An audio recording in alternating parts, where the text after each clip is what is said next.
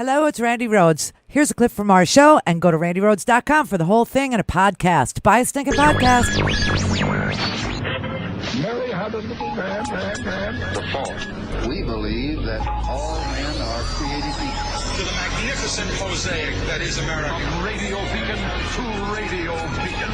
I have a dream today. Change has come to America. Believe me. Knock, knock. Who's there? It's a figment of your imagination. Randi Rhodes Show. Turn up your mind. His arguments were constitutionally incoherent. And by the way, his double standard and hypocrisy beyond words. I know a lot of you, especially in Utah and around the country, are mad at Mitt tonight, and you have every right to be as far as I am concerned. Frankly, it is sad. You know, it's the ultimate act of cowardice that he wanted to rebel against the president, but he didn't have the testicular fortitude to vote guilty on both articles. Like a pansy, like a skirt-wearing little pajama boy millennial snowflake, he only voted guilty on one of them. Isn't that typical Romney, Aaron? He is actually operating as if he's got several personalities, right, and all of them coming together for this one vote today in which he simply is pitiful. And he's pathetic. Romney, I hope, enjoys his brief moment in the sun while he's lauded by the very people who spent the last 20 years attacking him. Because in a few weeks, the phone will stop ringing. He'll be lucky to get booked on Chris Cuomo's show. We won't ever forget. Utah should never forget. And if I have to move there to run against him in 4.5 years, I will. Good for you. Good luck. Good luck with that, Laura.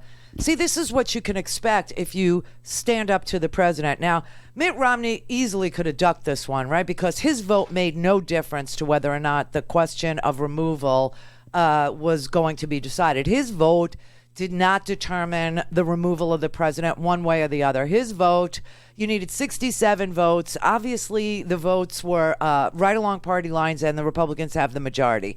So his vote was a vote of conscience. His vote was a vote that said, I cannot avert my eyes from the fact that the president, without a shadow of a doubt, abused his power as commander-in-chief to enrich himself politically and personally at the expense of a U.S. ally, that the president of the United States asked for, in fact, extorted Ukraine for investigations into a U.S. person. And that is bizarre. Now, I will tell you, the Salt Lake Tribune has said that they are very proud of Mitt Romney. They wrote that all Utahns and all Americans, regardless of politics, ideology, or religion, should be duly impressed with Romney's decision, and they should be that Mitt Romney should be lauded for doing the right thing. That's just true. I mean, he didn't have to take this vote this way. He didn't have to vote guilty on anything. Now, I don't understand the split decision. I would love to be able to ask him about it, but here you have an onslaught by the Republican sycophantic Trump cult. Ads were run against him last night. Junior calls him a P word in mom jeans. Lala tells him to resign. All of Fox News, Fox Business News, conservative talk show hosts, all saying Mitt Romney has to be retaliated against. He has to be punished. He has to be ostracized. He has to be removed because he voted his conscience, and you're not allowed to do that in this country anymore. It's either be part of the cult or be ostracized or be criticized. And he obviously consented to these consequences because he knew, he said, I am aware that there are people in my party and in my state who will strenuously disapprove of my decision. And in some quarters, I will be vehemently denounced. I'm sure to hear abuse from the president and his supporters. Does anybody seriously believe that I would consent to these consequences other than from the inescapable conviction that my oath before God demanded it of me? He acknowledged that, he understood that the president was going to retaliate, that he was going to make his life ugly and difficult, and that he'd be name-called and name-checked and all of this.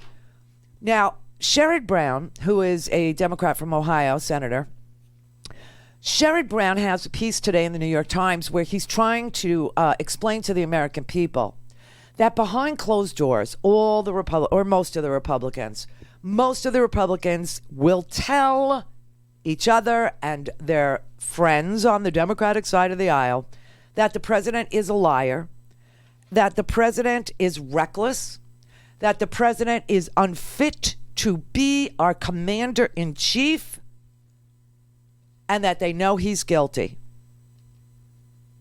But they all say the same thing. Will the hosts on Fox attack me? Will the mouthpieces on talk radio go after me? Will the Twitter trolls be unleashed against me? Will the president campaign against me in my home state? Will the president have a primary challenger for me? Will my head be on a pike? And there's no peep from the Republican Party. They all privately are terrified. See, this is what I mean about fear. Never make decisions when you're afraid. Don't, it just, your fight or flight instincts are just skewed, okay? You should never be motivated by fear. Fear bends us. It bends us in a direction that tells us to avoid it. Now, how in the world are these senators walking around upright when they have no backbone? Fear. Fear is bending them. And they are cowards. They are afraid of Donald Trump. And here's why I believe they're really afraid of Donald Trump.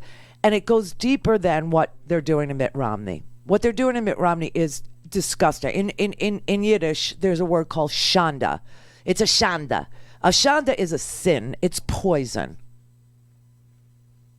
They are poisoning the body politic. They are poisoning the Senate. They are poisoning the House of Representatives. They are poisoning a democracy. That is what Trump is. He's absolute poison, and he wants to destroy America from within. And they go along with it. And it's not just because of the Fox, and it's not just because of the Rush, and it's not just because of the Hannity, and it's not just because of the Lou, and it's not just because of the Fox and the Fox Business and the Daily, Caller and the Glenn Beck. It's not. It's because the minute Donald Trump is not the president of the United States, the second, Southern District of New York, the U.S. attorney will be waiting for him with handcuffs because he's a flight risk. And Donald Trump, whatever Michael Cohen turned over in his plea deal, whatever Lev Parnas and Igor Fruman are showing them with videos and audio tapes and phone messages and text messages, SDNY, Southern District of New York attorneys have the goods on Donald Trump. They have that he lied to financial institutions, like inflated his assets when he was trying to buy the bills, deflated his assets for the purposes of taxes, that he committed tax fraud and other God knows what crimes. They have the evidence. And if Trump isn't the president, he will be arrested. And then comes a plea. Go to RandiRhodes.com for the whole thing and a podcast. Buy a stinking podcast.